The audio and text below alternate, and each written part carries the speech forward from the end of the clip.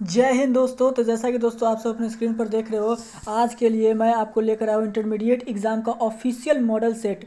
जो official Bihar board ने अपना सब्जेक्ट कोड 117 के तहत जो अपना ऑफिशियल मॉडल सेट 2023 के लिए जो जारी किया है, उसके कंप्लीट सॉल्यूशन को आज हम लोग डिस्कस करेंगे प्यारे दोस्तों। और यकीन मानना, इस मॉडल सेट से आपको जितने भी ऑब्जेक्टिव होते हैं, 70 ऑब्जेक्टिव, जिसमें से 35 के आपको आंसर देने होते हैं, उसमें से 10 से 15 डायरेक्ट आपके ऑब्जेक्टिव क्वेश्चन इसी मॉडल सेट से निकलते हैं। जितने भी बिहार बोर्ड अपना ऑफिशियल मॉडल सेट उसको जारी करता है, उसमें से आपको ये क्वेश्चंस मिल जाएंगे।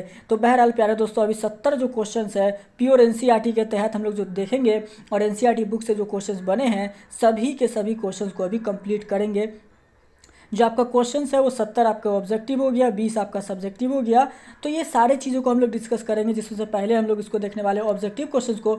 जितने भी हमारे टाइप के ऑब्जेक्टिव होंगे इस वीडियो सेट के सभी को कंप्लीट कर लेंगे। और मैं आपको जो समय है 3 घंटे 15 मिनट का समय दिया जाएगा, लेकिन यहाँ पर आपके पास 35 मिनट का समय होगा। 35 में 35 और 70 में 70 ऑब्जेक्टिव क्वेश्चन बनाने के लिए।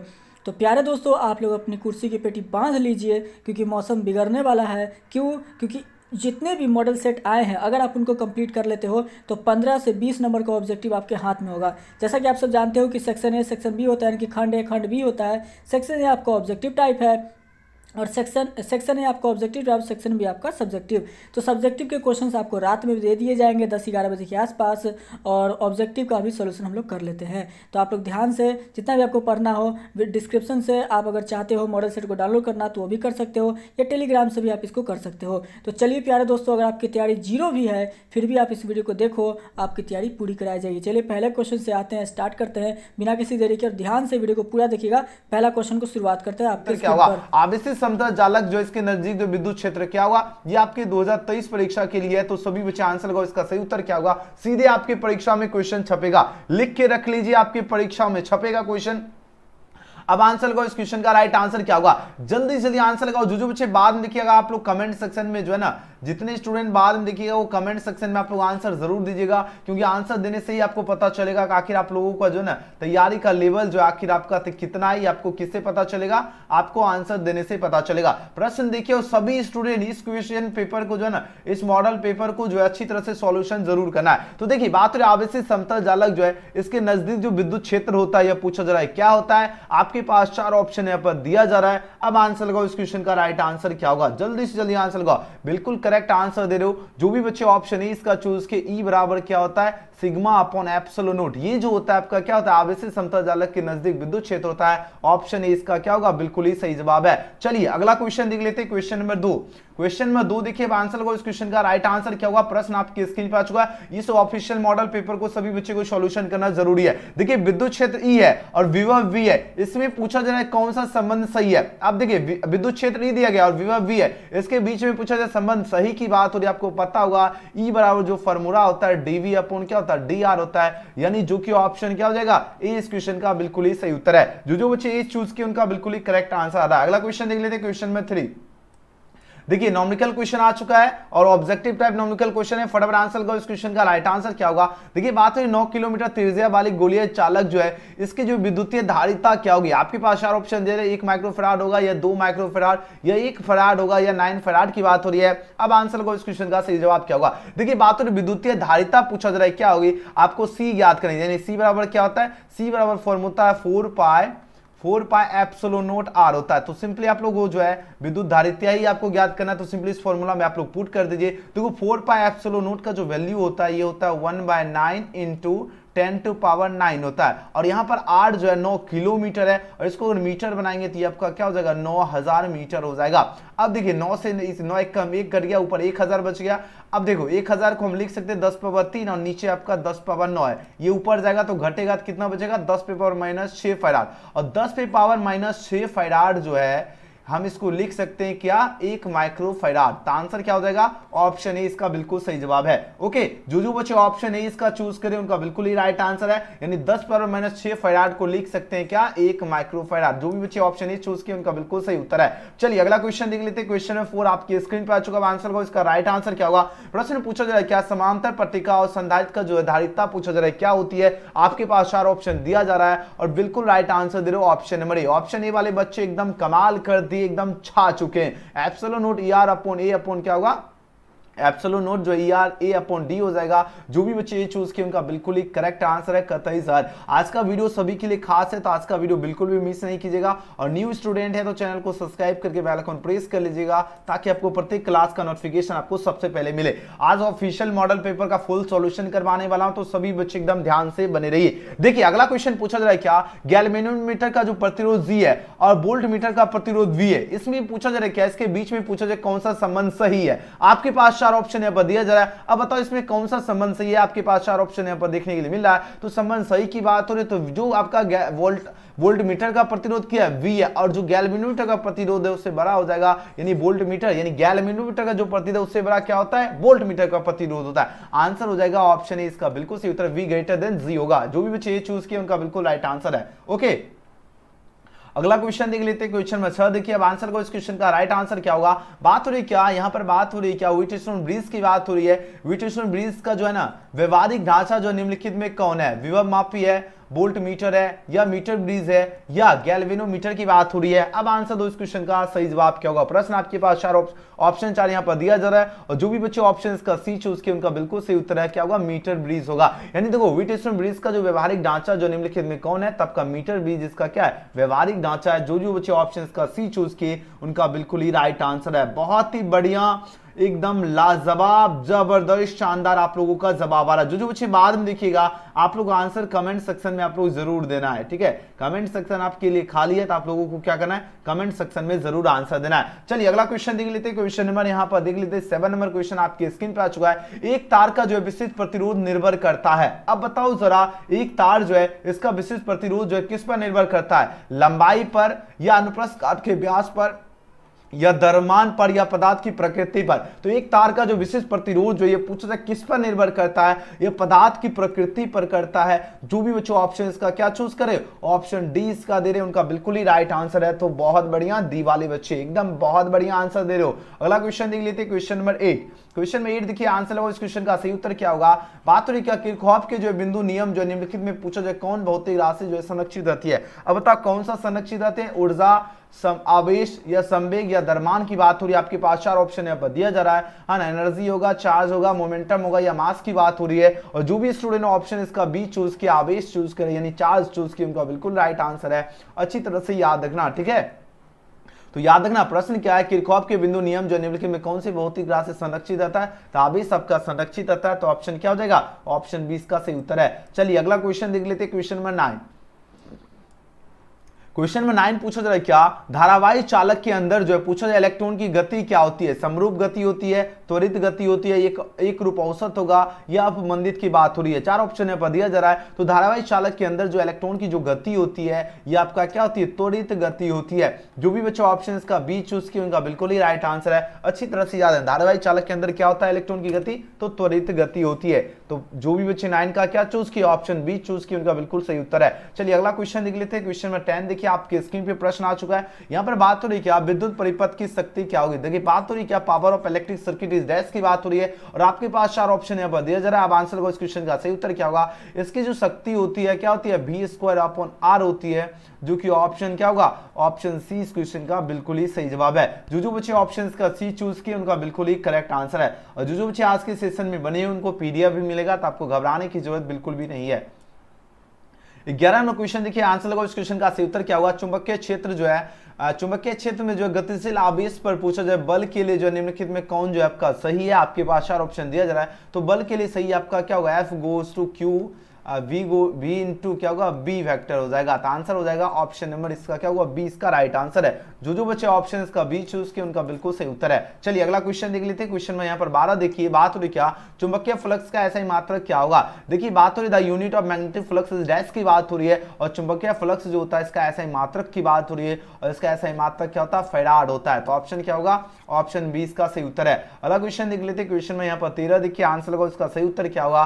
बात हो रही क्या, जिस परिपथ में सिर्फ प्रतिरोध है उसका शक्ति गुणांक क्या, सिर्फ और सिर्फ अगर प्रतिरोध रहेगा उसका शक्ति गुणांक क्या होता है। आपके पास 4 ऑप्शन दिया जा रहा है, उसका शक्ति गुणांक 1 होता है। तो ऑप्शन क्या होगा, ए इस क्वेश्चन का सही उत्तर है। अगला क्वेश्चन देख लेते हैं। क्वेश्चन में यहाँ पर 14 देखिए, बात हो रही क्या, प्रत्यावर्ती धारा का जो है वर्ग जो है प्रत्यावर्ती धारा का जो है मूल वर्ग माध्य मान होता है। ये पूछा जा रहा है क्या मान होता है, आपके पास 4 ऑप्शन दिया जा रहा है। आज इसका मान होता है शिखर धारा का मान अपॉन √2, यानी पीक करंट अपॉन क्या हो जाएगा, √2 हो जाएगा, यानी ऑप्शन क्या होगा, सी इस क्वेश्चन का बिल्कुल सही जवाब है। जो बच्चे ऑप्शन इसका सी चूज करे बिल्कुल ही करेक्ट आंसर चूज करे हो, बहुत बढ़िया। चलिए अगला क्वेश्चन देख लेते हैं। नेक्स्ट क्वेश्चन 15 नंबर प्रश्न देखिए, बात हो रही क्या, एक चुंबक की लंबाई चुंबकीय लंबाई LM है और ज्यामितीय लंबाई LG है। इसके में पूछा जा रहा है कि इसमें के बीच जो है ना निम्नलिखित में कौन सा संबंध सही है। अब बताओ संबंध सही की बात हो रही तो आपको पता होगा LG बराबर क्या हुआ 6/5 LM, ये बिल्कुल सही हो जाएगा, ऑप्शन ए इसका बिल्कुल राइट आंसर है। अगला क्वेश्चन फटाफट आप लोग याद कर लीजिए, एकदम एग्जाम में जाकर क्वेश्चन तोड़ देना है। चलिए अगला क्वेश्चन देख लेते हैं। 16 में क्वेश्चन पूछा जाए क्या, यदि BH जो है पृथ्वी के चुंबकीय क्षेत्र का जो 36 घटक आपका जो है डेल्टा नमन कोण हो तो पृथ्वी के चुंबकीय क्षेत्र के लिए पूछा जा रहा है कौन जो है आपका सही है। अब देखिए पृथ्वी के चुंबकीय क्षेत्र के लिए पूछा जा रहा है कौन सही है, तो ये आपका क्या होगा BH अपॉन क्या होगा कॉस्ट डेल्टा, बिल्कुल सही हो जाएगा, यानी ऑप्शन क्या होगा ए इस क्वेश्चन का सही उत्तर है। अगला क्वेश्चन देख लेते हैं। नेक्स्ट क्वेश्चन आपके स्क्रीन पर है, चलिए आंसर लगाओ, इस क्वेश्चन का सही उत्तर है। चलिए अगला क्वेश्चन देखिए, चुंबकन तीव्रता की इकाई क्या होती है। चलिए आंसर लगाओ, इस क्वेश्चन का राइट आंसर क्या होगा। देखिए बात हो रही क्या, चुंबकन जो तीव्रता जो होती है इसकी इकाई क्या होती है, आपके पास 4 ऑप्शन है, दिया जा रहा है। इसकी इकाई जो होती है एम्पियर प्रति मीटर होती है, अन्य ऑप्शन क्या होगा सी इस क्वेश्चन का बिल्कुल सही उत्तर है। अगला क्वेश्चन देख लेते हैं। क्वेश्चन 18 पूछा जाए क्या, चुंबकीय यामोत्तर है। अब बताओ चुंबकीय यामोत्तर क्या है, आपके पास 4 ऑप्शन दिया जा रहा है, आंसर लगाओ, इस क्वेश्चन का सही उत्तर क्या होगा। जल्दी जल्दी आंसर लगाओ, इस क्वेश्चन का सही उत्तर क्या, अनुज कुमार तिवारी।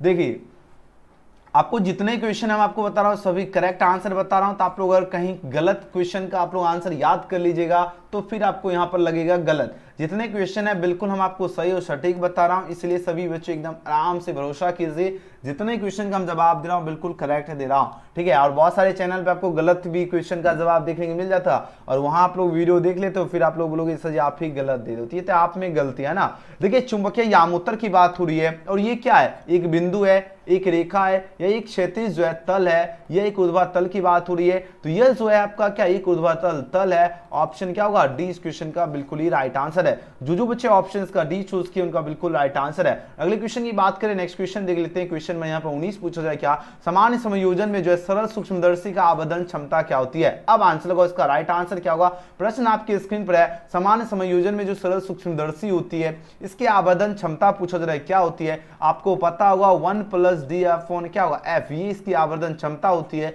यानी ऑप्शन क्या होगा ए इस क्वेश्चन का बिल्कुल सही जवाब है। जो बच्चे ये चूज किए उनका बिल्कुल राइट आंसर है। अगले क्वेश्चन की बात करते हैं, समान आंख लेंस के लिए फोकस दूरी होता है। चलिए आंसर लगा, इसका सही जवाब क्या होगा। काफी इंपॉर्टेंट क्वेश्चन आ चुका है आपकी स्क्रीन पर। सामान्य आंख जो लेंस जो होता है इसका फोकस दूरी लगभग कितना होता है, 1 mm होगा, 2 सेंटीमीटर या 25 सेंटीमीटर या 1 m होगा। चलिए 1 मीटर होगा। जल्दी जल्दी आंसर लगाओ, इस क्वेश्चन का सही जवाब क्या होगा। तो जो बच्चे ऑप्शन इसका क्या चूज किए 2 सेंटीमीटर चूज किए उनका बिल्कुल करेक्ट आंसर है। देखिए बात हो रही सामान्य आंख लेंस की जो फोकस दूरी पूछा जा रहा है 2 सेंटीमीटर, और आसपास दृष्टि की न्यूनतम दूरी पूछा जाए तब 25 सेंटीमीटर। अगर यही पूछा जाए समान आंख लेंस की फोकस दूरी तो आपको याद रखना 2 सेंटीमीटर होती है, ऑप्शन क्या होगा 20 का सही उत्तर है। ओके चलिए अगला क्वेश्चन देख लेते हैं। नेक्स्ट क्वेश्चन देखिए, हीरा का क्रांति कोण कितना होता है। काफी लाजवाब क्वेश्चन आ चुका है। हीरा का जो क्रांति कोण होता है यह पूछा जा रहा है कितना होता है। आपके पास 4 ऑप्शन है, दिया जा रहा है। हीरा का क्रांति कोण होता है 24.41, जो ये आपका क्या होता है हीरा का क्रांति कोण होता है 24.41 होता है, और 37.31 किसका होता है क्रांति कोण। आप लोग चैट में बताओ 37.31 किसका होता है, ये आपका बर्फ का होता है, ठीक है। अगर हम बात करें 48.75 ये किसका होता है, 48.75 बताओ जरा, ये आपका पानी का होता है, वेरी गुड। और अगर हम पूछे, ठीक है, अगर हम पूछे 41.14 किसका होता है, चलिए आंसर लगाओ इसका, ये होता है आपका क्राउन कांच का।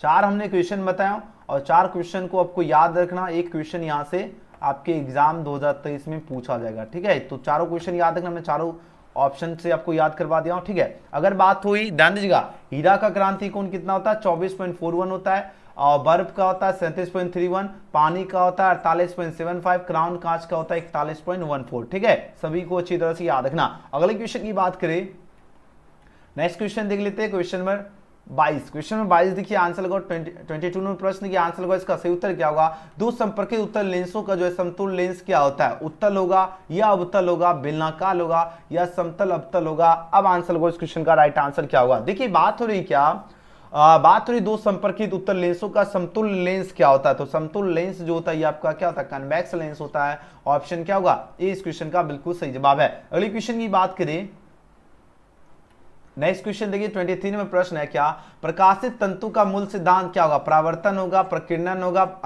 विवर्तन होगा या पूर्ण आंतरिक परावर्तन होगा? चार ऑप्शन यहाँ पर दिया जा रहा है। तो यह जो होता है आपका क्या होगा? पूर्ण आंतरिक परावर्तन होगा। Total internal reflection is the right answer for this question होगा।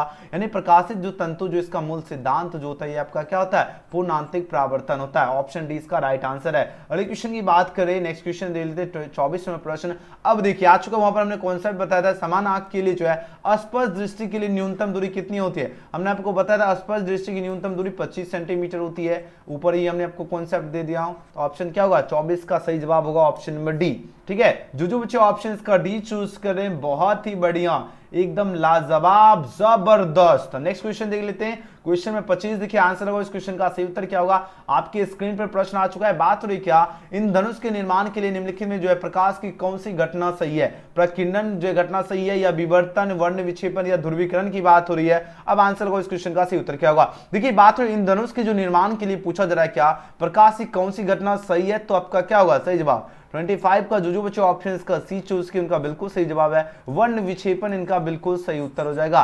जो भी बच्चे सी का लगा रहे हैं उनका बिल्कुल सही उत्तर है। जब भी पूछा जाए इन धनुष के निर्माण के लिए निम्नलिखित में पूछा जाए प्रकाश की कौन सी घटना सही है, तो वर्ण विक्षेपण आपका सही है। ओके, अगला क्वेश्चन देख लेते हैं। नेक्स्ट क्वेश्चन की बात करें, क्वेश्चन में 26 है, पूछा जा रहा है क्या किस रंग के प्रकाश के लिए कांच का बतनांक अधिक होता है? लाल का अधिक होगा या बैगनी या हरा या नीला की बात हो रही है? चार ऑप्शन यहाँ पर दिया जा रहा है। अब आंसर लगाओ, इस क्वेश्चन का राइट आंसर क्या होगा? जो भी बच्चे ऑप्शन का क्या चूज करे। देखिए बात हो रही क्या किस रंग के लिए प्रकाश के लिए कांच का बतनांक अधिक होता है? अब बताओ जरा, अधिक किसका होगा? बैगनी का क्या होगा? अधिक हो जाएगा। यानी ऑप्शन क्या हो जाएगा? ऑप्शन 20 का बिल्कुल ही करेक्ट आंसर है। अगले क्वेश्चन की बात करें, नेक्स्ट क्वेश्चन देख लेते हैं। क्वेश्चन में 27 पूछा जाए क्या विनाशकारी व्यतिकरण के लिए पथांतर क्या होता है? विनाशकारी व्यतिकरण जो होती है ना, इसका पूछा जा रहा है पथांतर क्या होती है? आपके पास चार ऑप्शन यहाँ पर दिया जा रहा है। इसका पथांतर होता है 2n+1 इंटू आपका क्या होगा? λ/2 हो जाएगा। जो भी बच्चे ऑप्शन इसका क्या 27 का चूज किए, बी चूज किए, उनका बिल्कुल सही उत्तर है। अगले क्वेश्चन की बात करें, नेक्स्ट क्वेश्चन देख लेते हैं। क्वेश्चन में 28 पूछा जा रहा है क्या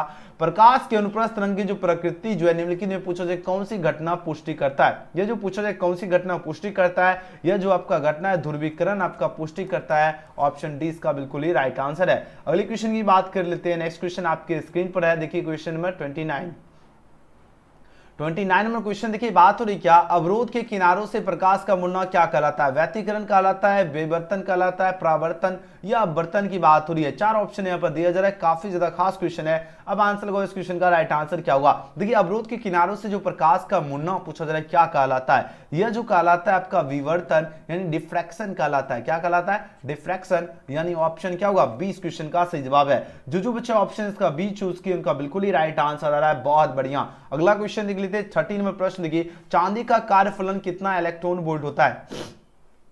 क्वेश्चन का लेवल देख लीजिए, किस लेवल का प्रश्न पूछा जाएगा। चांदी का कार्यफलन कितना होता है? तो चांदी का जो कार्यफलन होता है 4.7 जो इलेक्ट्रॉन वोल्ट होता है, जो कि ऑप्शन यहाँ पर डी इसका क्या होगा? बिल्कुल ही राइट आंसर है। अगले क्वेश्चन की बात करें, नेक्स्ट क्वेश्चन आपके स्क्रीन पे आ चुका है। अब आंसर लगाओ, इस क्वेश्चन का सही उत्तर क्या होगा, है ना? अब देखिए बात हो रही प्लांक स्थिरांक जो इसका मान कितना होता है? प्लांक स्थिरांक का मान पूछा जा रहा है कितना होता है? इसका मान होता है 6. इसका देखो प्लांक नियतांक की बात हो रही है तो 6 पॉइंट्स क्या होता है? 26 इंटू 10⁻⁻34 जूल सेकेंड होता है। ऑप्शन क्या होगा? ऑप्शन सी इसका बिल्कुल सही जवाब है। जो बच्चे ऑप्शन सी इसका चूज किए उनका बिल्कुल ही करेक्ट आंसर आ रहा है। कतई जहर, है ना? कतई जहर आंसर दे रहे हो, बहुत बढ़िया। अगला क्वेश्चन देख लेते हैं। 32 में प्रश्न देखिए, यहां पर बात हो रही क्या फोटोन का गति का द्रव्यमान क्या होता है? फोटोन का जो गति का जो द्रव्यमान होता है यह आपका क्या होता है? आपके पास चार ऑप्शन यहाँ पर दिया जा रहा है। अब आंसर लगाओ। तो फोटोन का गति का द्रव्यमान होता है hc/λ होता है। ऑप्शन क्या होगा? डी इस क्वेश्चन का सही जवाब है। नेक्स्ट क्वेश्चन की बात कर लेते हैं। निम्नलिखित में कौन जो है श्रेणी प्रवेगिनी परिसर में? प्रवेगिनी परिसर में कौन है? बताओ जरा। प्रवेगिनी परिसर की बात हो रही है और प्रवेगिनी परिसर, ठीक है, प्रवेगिनी परिसर में आपका लाइमन श्रेणी पड़ती है ना, यानी ऑप्शन क्या होगा? इस क्वेश्चन का बिल्कुल सही उत्तर है। जब भी पूछा जाए क्या प्रवेगिनी परिसर में कौन है, तो आपका लाइमन सुरेनी है। ओके, चलिए नेक्स्ट क्वेश्चन की ओर प्रस्थान कर लेते हैं। क्वेश्चन में 34 देखिए, बात हो रही क्या रेडियो एक्टिविटी के लिए पूछा जा रहा है, क्या निम्नलिखित में कौन उपयुक्त नहीं है। रेडियो एक्टिविटी की बात हो रही है और इसमें आपका प्राकृतिक घटना यानी प्राकृतिक घटना जो ये आपका क्या उपयुक्त नहीं होगा। ऑप्शन क्या होगा 34 का बी इस क्वेश्चन का बिल्कुल सही जवाब है। चलिए बहुत बढ़िया, एक ही क्वेश्चन याद कर लीजिए, सीधे आपकी परीक्षा में छपेगा क्वेश्चन। देखिए बात हो रही तेजी से चलने वाला इलेक्ट्रॉन कौन होता है, बताओ। देखो बात हो रही तेजी से चलने वाला इलेक्ट्रॉन की बात हो रही है, आपको पता होना चाहिए बीटा किरणें जो है ये आपका तेजी बीटा किरणें अच्छी तरह से याद रखना, आपके एग्जाम में क्वेश्चन छपेगा। जब भी पूछा जाए आपका तेजी से चलने वाला इलेक्ट्रॉन कौन होता है, बीटा रेज होता है। तो ऑप्शन 20 का सही जवाब है। अगला क्वेश्चन देख लेते हैं। नेक्स्ट क्वेश्चन 36 में प्रश्न है, अल्फा कण क्या होता है। अल्फा कण की बात हो रही है और अल्फा कण जो है आपका क्या हीलियम का नाभिक है। हीलियम का नाभिक जो आपका अल्फा कण है, तो ऑप्शन सी इसका बिल्कुल सही उत्तर है। अगले क्वेश्चन की बात करें, नेक्स्ट क्वेश्चन 37 में प्रश्न है, प्रेषी एंटीना की प्रास यानी टीवी प्रेषण की टावर की ऊंचाई h है, पृथ्वी की तेजी r है, इसके बीच संबंध होता है। इसके बीच क्या संबंध होगा, तो जो भी बच्चे ऑप्शन इसका क्या चूज की 37 का बी, डी इक्वल टू क्या होता है अंडर रूट जो है 2HR हो जाएगा। ऑप्शन 20 का सही उत्तर है। चलिए अगला क्वेश्चन देख लेते हैं, फटाफट आप लोग याद करते चलिए, एकदम एग्जाम में तोड़ देना क्वेश्चन। देखिए बात हुई 38 में प्रश्न है, क्या मूल अवस्था में जो है हाइड्रोजन परमाणु की ऊर्जा क्या होती है। मूल अवस्था में जो हाइड्रोजन परमाणु जो होती है इसकी पूछा जाए ऊर्जा क्या होती है। इसकी ऊर्जा आपको अच्छी तरह से याद देना, -13 जो है 0.6 इलेक्ट्रॉन वोल्ट होता है। इसकी ऊर्जा कितनी होती है, -13.6 इलेक्ट्रॉन वोल्ट होती है ना। तो ऑप्शन डी इस क्वेश्चन का बिल्कुल सही उत्तर है। जो बच्चे डी चूज कर रहे हो बहुत बढ़िया, गजब की तैयारी का लेवल है और इसी तैयारी के लेवल को फॉलो करना है और एग्जाम में जाकर कमाल करके आना है, ठीक है ना। चलिए बहुत बढ़िया, अगला क्वेश्चन देख लेते हैं। नेक्स्ट क्वेश्चन आपकी स्क्रीन पर आ चुका है। अब चलिए आंसर को, इस क्वेश्चन का सही उत्तर क्या होगा। जब अवदर्भ को जो है नए अर्धचालक में जो है मादित किया जाता है, तब अर्धचालक की चालकता क्या होती है, बढ़ती है, घटती है, समान रहती है या शून्य हो जाती है। आपके पास 4 ऑप्शन है, दिया जा रहा है। अब आंसर को, इस क्वेश्चन का सही जवाब क्या होगा। देखिए जब अवदर्भ को जो है ना नए अर्धचालक में जो है मादित किया जाता है, तब पूछा जाए अर्धचालक की जो चालकता होती है या पूछा जाए क्या होती है, वो आपका बढ़ती है, इंक्रीजेस हो जाएगा। यानी ऑप्शन ए इसका बिल्कुल सही उत्तर है। और जो भी बच्चा ऑप्शन ए इसका चूज कर रहे हो, कतई जहर कमाल कर दिए, एकदम मजा आ गया। आप लोगों का जवाब देखकर, एकदम करेक्ट आंसर देखकर दिल खुश हो जाता है। चलो अगला क्वेश्चन देख लीजिए, नॉर गेट के लिए बुलियन व्यंजक क्या था। ये हम आपको बार बार क्लास में आपको बता चुका हूं। नॉर गेट के लिए बुलियन व्यंजक क्या होता है, 4 ऑप्शन दिया जा रहा है। देखिए बात हो रही नॉर गेट की बात हो रही है और नॉर गेट के लिए बुलियन व्यंजक होता है आपका a+b पर बार होता है नॉर गेट के लिए बुलियन व्यंजक। और ऑर गेट के लिए बुलियन व्यंजक क्या होता है, सिर्फ a+b होता है। फिलहाल नॉर गेट की बात हो रही है, तो ऑप्शन क्या होगा 40 का सी इसका सही उत्तर है। जो बच्चे सी चूज किए उनका बिल्कुल सही जवाब है।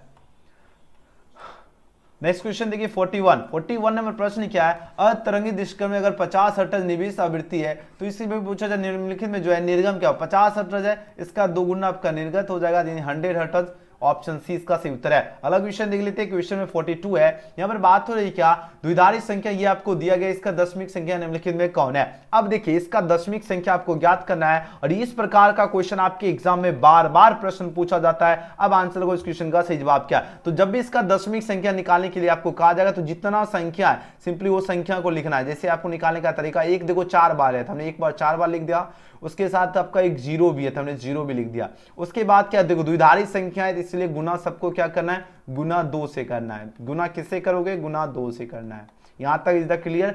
अब क्या करना है, उसके बाद आपको प्लस करना है, सबको क्या करना है, प्लस करना है। तो यहां पर हमने प्लस कर दिया। उसके बाद आपको क्या करना है, स्क्वायर करना शुरू करो। पहले यहां से 0 के स्क्वायर हो गया, 1 हो जाएगा, 2 हो गया, 3 हो गया और 4 हो गया। जोड़ो 4 3 7 2 9 1 10 दशमिक संख्या पूछा गया, तो अभी आपको यही और आगे बढ़ाना है, तो और भी इस तरह बढ़ा सकते हो। दशमिक हुआ, 12वीं संख्या, ऐसे बढ़ाते चलना, ठीक है। अब इसका कैलकुलेट कर लीजिए, 2 का क्या हो गया 16 हो गया, ये आपका 8 हो गया, ये आपका 4 हो गया, ये आपका 2। देखो 2 ऊपर पावर 4 यानी 16, 2 का 3 हो गया आपका क्या, 2 दूनी 4 दूनी 8 हो गया, 2 दूनी 4 हो गया, 2 हो गया। सबको जोड़ते थे, आपका कितना आ रहा है, सबको जोड़ेंगे तो बताओ जरा जल्दी, बिल्कुल 30 आपका जो है द्विधारी तुल्यांक हो जाएगा, इसका दशमिक संख्या। आंसर हो जाएगा ऑप्शन नंबर बी, क्या हो जाएगा 30 आपका क्या निकलेगा, इसका दशमिक संख्या। जो भी बच्चे ऑप्शन 20 का चूज किए उनका बिल्कुल सही उत्तर है, ठीक है।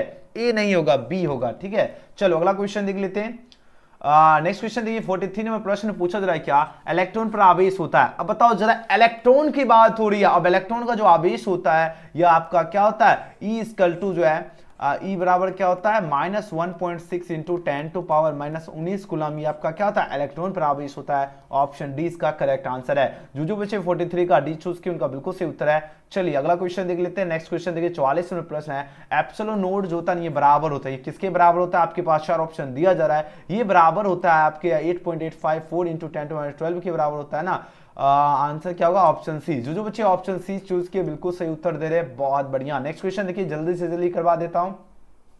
45वें प्रश्न क्या है? द्विध्रुव आघूर्ण के लिए पूछा जाए निम्नलिखित में कौन सही है? द्विध्रुव आघूर्ण के लिए पूछा जाए कौन सही है, तो देखो ऐसे इसके लिए सही क्या होता है? इसका द्विध्रुव आघूर्ण के लिए सही होना चाहिए आपका कूलाम प्रति मीटर होना चाहिए। तो यहाँ पर ऑप्शन दिख ही नहीं रहा, तो फिलहाल ऑप्शन ए इसका करेक्ट लगाना है, ठीक है। ऑप्शन थोड़ा सा गलत है, ठीक है, तो फिलहाल ऑप्शन ए इसका सही हो जाएगा, क्योंकि यहाँ पर सेंटीमीटर नहीं होना चाहिए, ये आपका होना चाहिए किस में? ये होना चाहिए आपका कूलाम प्रति मीटर में होना चाहिए, ठीक है, कूलाम प्रति मीटर में होना चाहिए। तो आंसर होगा फिलहाल ऑप्शन ए लगा देना। अगला क्वेश्चन देख लेते हैं 46 में प्रश्न देखिए, ए और बी के बीच जो समतुल धारिता क्या होगी? देखो ए और बी के बीच पूछा जाए समतुल धारिता, और इसके बीच में 3 वो सी दिया गया है। तो सबसे पहले देखो इसके बीच में आ रहा था, ये आपका सी का खेला खत्म हो गया। अब बच रहा है आपको क्या? 2 सी बचा है। तो समतुल धारिता के लिए आपको क्या करना है? समतुल धारिता के लिए आपको सिंपली आपको क्या करना है? प्लस करना है। तो यहाँ सी हो गया 1 + 1, यानी आपका क्या निकलेगा? 2/c निकलेगा। तो आंसर की अगर बात किया समतुल धारिता आपको बताना है, आप बताओ इस क्वेश्चन का सही जवाब क्या होगा? तो 2/c है, इसका उल्टेंगे तो क्या होगा? c ऊपर चढ़ेगा तो c/2 हो जाएगा। ऑप्शन क्या होगा? ए क्या होगा? बिल्कुल सही जवाब है। जो बच्चे ये चूज किए उनका बिल्कुल राइट आंसर है। अगला क्वेश्चन 47वें प्रश्न देखिए, बात हुई निम्नलिखित में कौन सा संबंध सही है? आपके पास 4 ऑप्शन है, दिया जरा आप आंसर लगाओ इस क्वेश्चन का सही उत्तर क्या होगा? तो 1 एम्पियर जो होता है ये आपका 10³ mA होता है, तो ऑप्शन इसका बिल्कुल करेक्ट आंसर है। अगला क्वेश्चन देख लेते हैं, नेक्स्ट क्वेश्चन देख लेते हैं 48 नंबर प्रश्न देखिए, यहाँ पर बात हो रही क्या? निम्नलिखित में पूछा जाए कौन सा संबंध सही है? संबंध सही की बात हो रही है, तो धारा घनत्व बराबर क्या होता है? I/A होता है, ये बिल्कुल संबंध सही है, यानी ऑप्शन इसका बिल्कुल राइट आंसर है। अगला क्वेश्चन देख लेते हैं, नेक्स्ट क्वेश्चन 49 में प्रश्न है, प्रतिरोध के लिए निम्नलिखित में पूछा जाए कौन सा संबंध सही है? प्रतिरोध के लिए संबंध सही होगा, जो भी बच्चे ऑप्शन 20 का चूज के बिल्कुल सही उत्तर है। R = क्या होता है आपका? ρL/A होता है, तो ऑप्शन क्या होगा? 20 का करेक्ट आंसर है। नेक्स्ट क्वेश्चन की बात करें 50 नंबर क्वेश्चन आ चुका है, गगनचुंबी क्वेश्चन है। यहाँ पर बात हो रही क्या? चित्र जो है इसमें पूछा जा रहा है I का मान क्या होगा? I जो इसका मान आपको ज्ञात करना,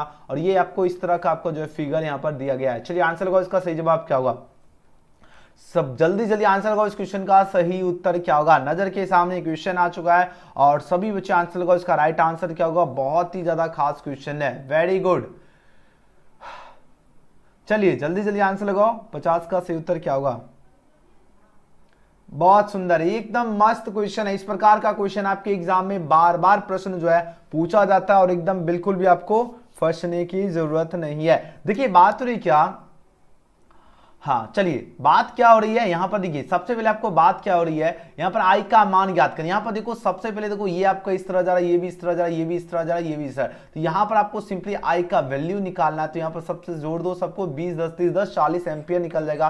सिंपल तो है, आंसर होगा 50 का सही उत्तर option number C. Option C होगा, ना ही ए होगा, ठीक है। चलिए अगला क्वेश्चन, नेक्स्ट क्वेश्चन 51 देखिए आंसर लगाओ, इस क्वेश्चन का सही उत्तर क्या होगा?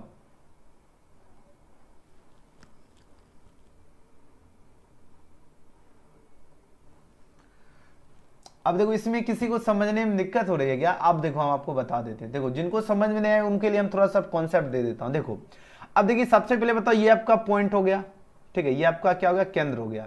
अब देखो ये इसका एरो किधर जा रहा है? इधर जा रहा है। इसका एरो किधर जा रहा है? इधर जा रहा है। और इसका एरो किधर, यानी आपका तीनों को अगर देखा जाए तो ये मेन पॉइंट पर फोकस है, ठीक है। फोकस कहां पर है? यहां पर है। और आई वाला जो भैया है ये सबसे अलग है। अगर हम बोले मान लो आपका पास 5 दोस्त है, एक अलग है, तो अगर पूछे कि क्या होगा, तो जाहिर सी बात है आप लोग बोलोगे जो अलग है उसको हटाओ जरा। तो सिंपली जो आपका एक डायरेक्शन में जा रहा है सबको जोड़ दो, तो क्या होगा? 20 10 30 10 40 हो गया। अब ये क्या हो रहा है? अलग जा रहा था, माइनस हमने आई कर दिया = 0। तो 40 बराबर है, ये माइनस आई तो उधर आई हो जाएगा। तो आई का वैल्यू कितना हो? 40 एम्पियर निकला। कॉन्सेप्ट समझ रहा है? समझ गए सभी बच्चे? ठीक है, समझ में आ गया, बहुत सुंदर। अगला क्वेश्चन देख लेते हैं।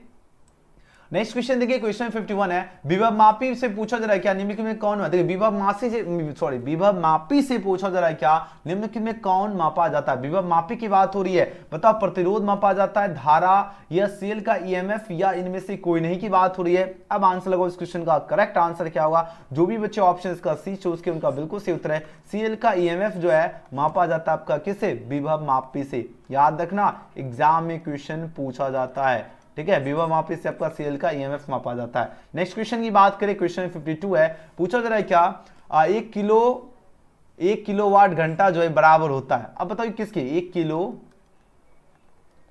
घंटा जो है ये किसके इक्वल होता है, बताओ जरा। आपके पास 4 ऑप्शन दिया जा रहा है, ये इक्वल होता है 3 × 6 × 10⁻⁶ जूल के बराबर होता है। ऑप्शन को ढूंढो तो ऑप्शन सी में दिख रहा है, ऑप्शन सी में दिखा कि नहीं दिखा, बताओ जरा। सबको दिख रहा है ऑप्शन ना, तो सबको दिख रहा है तो सभी बच्चे लाइक भी कर लीजिए, ठीक है, ईमानदारी से लाइक भी कर लीजिए, और न्यू स्टूडेंट है चैनल को सब्सक्राइब करके बेल आइकन प्रेस कर लीजिएगा ताकि आपको प्रत्येक क्लास का नोटिफिकेशन आपको सबसे पहले मिले, ठीक है धुरंधर स्टूडेंट। चलिए एकदम भौकाल मचा दीजिए, ओके चलिए बहुत बढ़िया। अब आंसर लगाओ इस क्वेश्चन का सही उत्तर क्या होगा, जल्दी जल्दी आंसर लगाओ। क्वेश्चन नंबर देखिए 52 और 52 तक हमने बता दिया, ऑप्शन सी इसका बिल्कुल सही उत्तर है। 1 किलोवाट घंटा बराबर क्या होता है 3.6 × 10⁻⁶ जूल होती है, तो 52 का सही जवाब होगा option number C. Next question की बात कर लेते हैं, क्वेश्चन नंबर 53 पूछा जा रहा है क्या एक टेस्ला होता है। एक टेस्ला क्या होता है बताओ जरा, एक टेस्ला जो होता है 1 वेबर प्रति मीटर स्क्वायर, यानी ऑप्शन क्या होगा 20 का करेक्ट आंसर है। चलिए बहुत बढ़िया आंसर दे रहे हो। अगला क्वेश्चन देख लेते हैं, क्वेश्चन नंबर 54, चुंबकीय फ्लक्स जो है फाई क्या होता है। आपके पास 4 ऑप्शन है, दिया जा रहा है ये फाई जो होता है, फाई इक्वल टू क्या होता है v vector dot a vector होता है। ऑप्शन क्या होगा ए इस क्वेश्चन का सही जवाब है। जो बच्चे ये चूज किए उनका बिल्कुल ही राइट आंसर आ रहा है। अगला क्वेश्चन देख लेते हैं, नेक्स्ट क्वेश्चन आपके स्क्रीन पे आ चुका है। 55 में प्रश्न पूछा जा रहा है विद्युत चुंबकीय तरंग का वेग क्या होता है। विद्युत चुंबकीय तरंग जो होता है इसका वेग क्या होता है, बिल्कुल सही उत्तर होगा ऑप्शन नंबर बी। बी वाले c इक्वल टू 1 अपॉन जो mu epsilon naught under root होगा, ऑप्शन बी इसका करेक्ट आंसर है। नेक्स्ट क्वेश्चन देख लेते हैं, क्वेश्चन नंबर देखिए 56 में प्रश्न है क्या फोटोन का ऊर्जा क्या होता है। फोटोन का ऊर्जा जो होता है आपको हमने बताया था E बराबर क्या होता है h न्यू होता है, ऑप्शन क्या होगा सी। ये h v नहीं है, अगर आपको v में ऐसे दिखे तो ये आपको इसको न्यू पढ़ा जाएगा, ठीक है, तो ये आपका E बराबर h न्यू, ऑप्शन क्या होगा ए इसका सही उत्तर है। चलिए अगला क्वेश्चन देख लेते हैं। नेक्स्ट क्वेश्चन देखिए 57 में प्रश्न है 1 इलेक्ट्रॉन वोल्ट बराबर होता है। अब बताओ जरा ये किसके बराबर होगा। आपकी नजर के सामने और जिगर के पास 4 ऑप्शन दिख रहा है। अब बताओ इस क्वेश्चन का सही जवाब क्या होगा, बताओ मेरे प्यारे छात्र, मजा आ रहा है। तो 1 इलेक्ट्रॉन वोल्ट बराबर क्या होता है 1.6 × 10⁻⁻⁹ जूल होती है, यानी ऑप्शन इसका बिल्कुल सही जवाब है। 57 का क्या होगा ए। चलिए 1 electron volt is equal to होगा 1.6 × 10⁻19 जो जूल हो जाएगा, यानी ऑप्शन ए इसका बिल्कुल सही उत्तर है। चलिए अगला क्वेश्चन देख लेते हैं। नेक्स्ट क्वेश्चन देखिए 58 नंबर प्रश्न है निम्नलिखित में पूछा जाए कौन सही है। अब बताओ कौन सही है, तो बिल्कुल सही उत्तर होगा ऑप्शन नंबर ए, ठीक है। नेक्स्ट क्वेश्चन देख लेते हैं, क्वेश्चन में 59 देखिए बात हो द्विधारी योग के लिए पूछा जाए कौन सही नहीं है। अब बताओ सही नहीं है, अब बताओ इसको देखो, ऑप्शन को देखो, बताओ कौन सही नहीं है। यहां तो दिख गया 1 + 1 क्या होता है, अगर मान लो 1 + 1 बोले 2 होता, बच्चा वाला क्वेश्चन है, तो यहाँ पर 1 लिख दिया, ये तो गलत हो गया, ये सही नहीं है, आंसर होगा ऑप्शन नंबर डी। चलो अगला क्वेश्चन बच्चा वाला क्वेश्चन है, फिर भी आप लोग सोच रहे हो हाँ इतना बच्चा वाला क्वेश्चन है। देखिए बात हो रही किसी ऊंचाई ट्रांसफॉर्मर में यदि प्राइमरी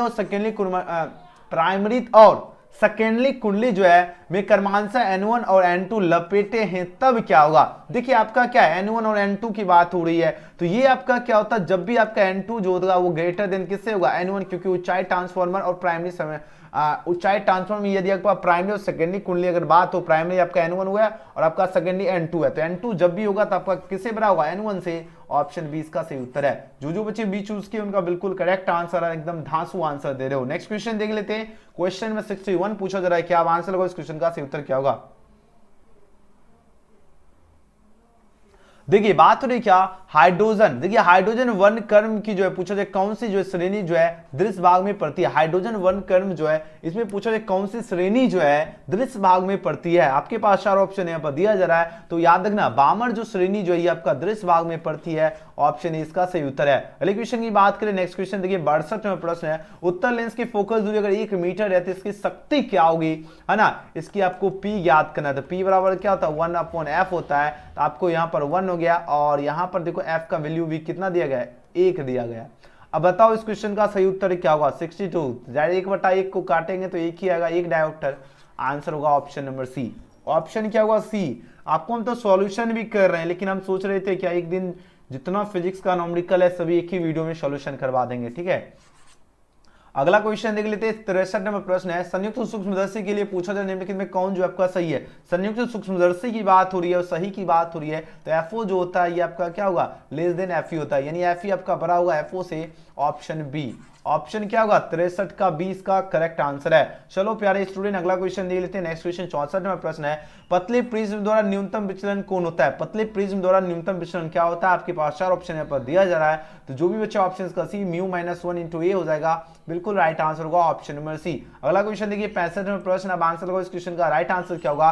बात हो रही प्रकाश के जो है बर्तन में जो है निम्नलिखित में कौन सी जो भौतिक राशि जो है नहीं बदलता है। कौन सी भौतिक राशि नहीं बदलता है, ये आपका आवृत्ति यानी फ्रीक्वेंसी बिल्कुल भी नहीं बदलता है। ऑप्शन डी इसका राइट आंसर है। अगला क्वेश्चन देख लेते हैं 66 नंबर प्रश्न है क्या, यदि हवा में प्रकाश का वेग v है और पानी में प्रकाश का वेग v w है, हवा में क्या है v है और पानी में v w है, तब क्या होगा बताओ जरा। तब क्या होगा, जो आपका हवा में जो होगा वो बड़ा होगा किससे, प्रकाश के वेग से, तो क्या होगा Va ग्रेटर देन VW, यानी ऑप्शन बी इसका राइट आंसर है। अगला क्वेश्चन देख लेते हैं। क्वेश्चन में 67 है, बात हो रही क्या जल के लिए क्रांति कोण क्या होता है। जल के लिए बताओ, जल के लिए अभी जस्ट ऊपर हमने आपको कॉन्सेप्ट बताया था, जल के लिए कितना होता है 48.75, याद आ गया। ऑप्शन क्या होगा डी इसका राइट आंसर है। और बाकी सभी किसका होता है ये भी हमने आपको कॉन्सेप्ट बताया, इसका आंसर आपको कमेंट सेक्शन में देना है। चलिए अगला क्वेश्चन देख लेते हैं। यहां पर देखिए 68 नंबर प्रश्न है, रचनात्मक व्यतिकरण के लिए कलांतर होता है। रचनात्मक व्यतिकरण के लिए कलांतर क्या होता है। अब आंसर लगाओ इस क्वेश्चन का सही जवाब क्या होगा, जल्दी से जल्दी आंसर लगाओ। वेरी गुड, ऑप्शन बी वाले बच्चे बिल्कुल सही उत्तर दे रहे हैं, बहुत बढ़िया। नेक्स्ट क्वेश्चन देख लेते हैं। 5 बराबर क्या हो जाएगा 2n+1 इंटू पाई, ये बिल्कुल सही उत्तर होगा। अगला क्वेश्चन देख लेते हैं। क्वेश्चन 69 देख लीजिए, परिकिरणित प्रकाश की तीव्रता आपका आई के लिए निम्नलिखित में पूछा जाए कौन सही है, तो इस क्वेश्चन का आंसर होगा, इसका राइट आंसर क्या होगा, बिल्कुल सही और सटीक आंसर दे रहे हो। ऑप्शन ए होगा, बी होगा, सी होगा या डी होगा। चलिए आंसर लगाओ। प्रश्न देखिए, अब आंसर लगाओ इस क्वेश्चन का राइट आंसर क्या हो जाएगा। वेरी गुड, जो बच्चे ऑप्शन का डी चूज किए उनका बिल्कुल ही करेक्ट आंसर है, क्या हो जाएगा 69 का डी। ओके नेक्स्ट क्वेश्चन की बात करें। क्वेश्चन में 70 देखिए आज का आखिरी प्रश्न है, और यहां पर बात हो रही क्या कांच की जो समानांतर सतह की पट्टिका का फोकस दूरी क्या होती है, इसका आंसर लगाओ। आज की क्लास का पीडीएफ आपको व्हाट्सएप टेलीग्राम में मिलेगा।